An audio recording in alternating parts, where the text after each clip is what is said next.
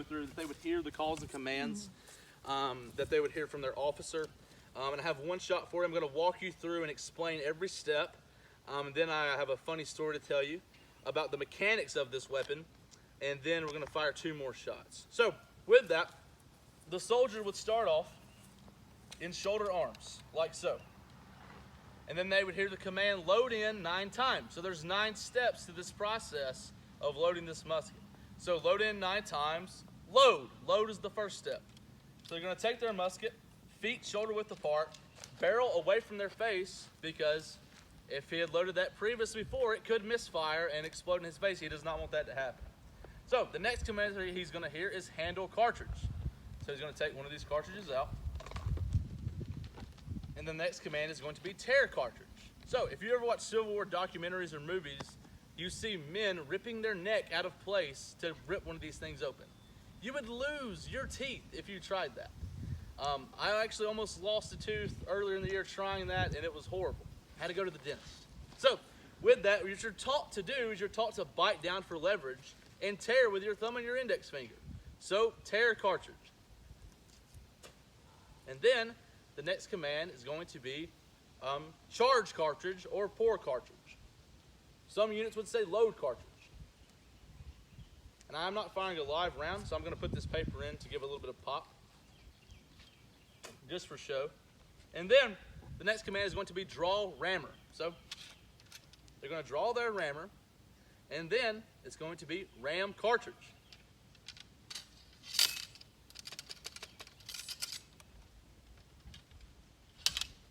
Then the next command is going to be return rammer.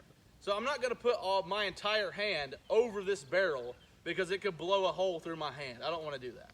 So I'm going to take the edge of my pinky and return it like so, not close to the barrel at all. Safety is first.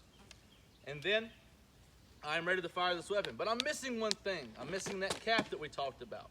So the next command is going to be prime. So they're going to get in the priming position. They're going to place their lock directly above this cap pouch, put the gun in safety, and take one of these caps out, place it on the cone of the gun, which is right here. It's going to sit nice and loose on there.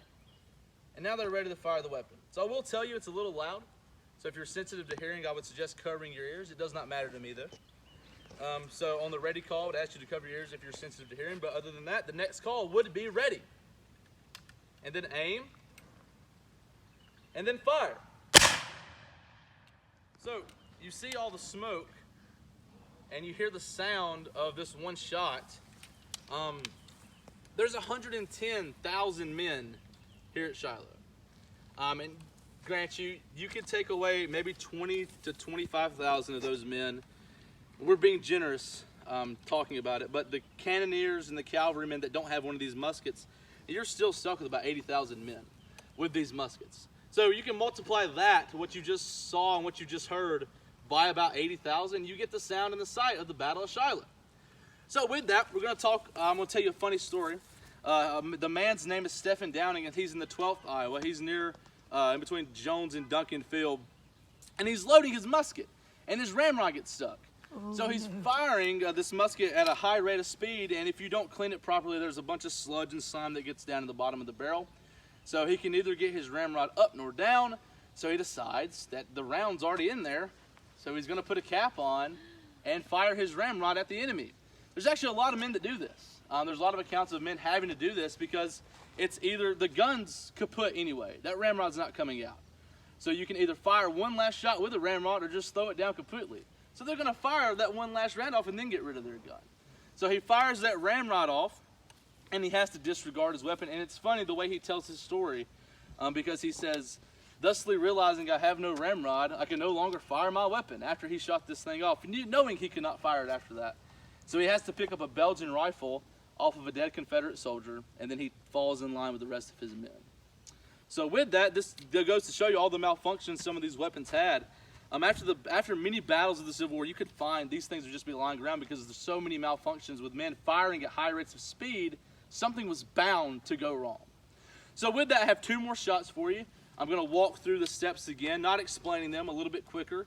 And then the third shot is going to be a fire at will call, and I'm going to go at my own speed. So here we go.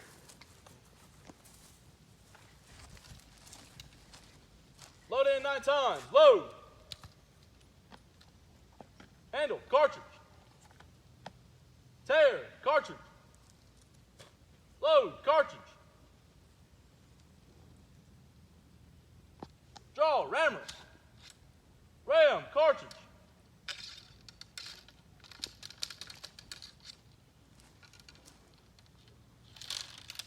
Return, rammer. Prime.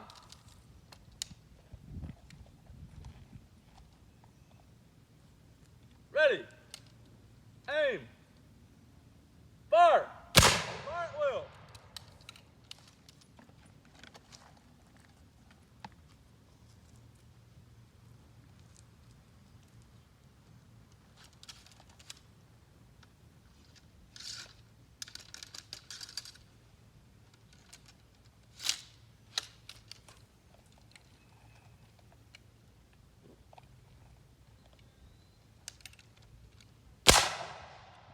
So that goes to show you that those men could fire at that pace a little bit quicker than that without any malfunctions. It's going perfectly relatively quickly.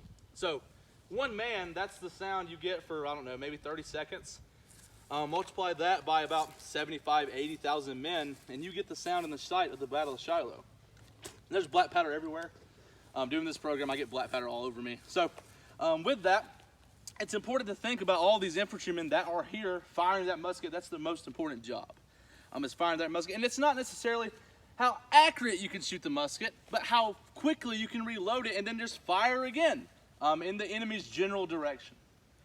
So with that, it's important to think as you're making your way throughout the battlefield today, all the weight that these men are having to carry on their shoulders, victory, defeat, humility, pride, death on both sides by many loved ones, because when men would enlist, they would enlist with their family and friends. So the death they would have to go through, and all that pressure building up on their shoulders, essentially making them the backbone of the Army. So with that, I'd like to end my program. Thank y'all for coming. If y'all have any questions, please stay afterwards. But other than that, thank y'all, and I hope you enjoy the rest of your day here at Shiloh.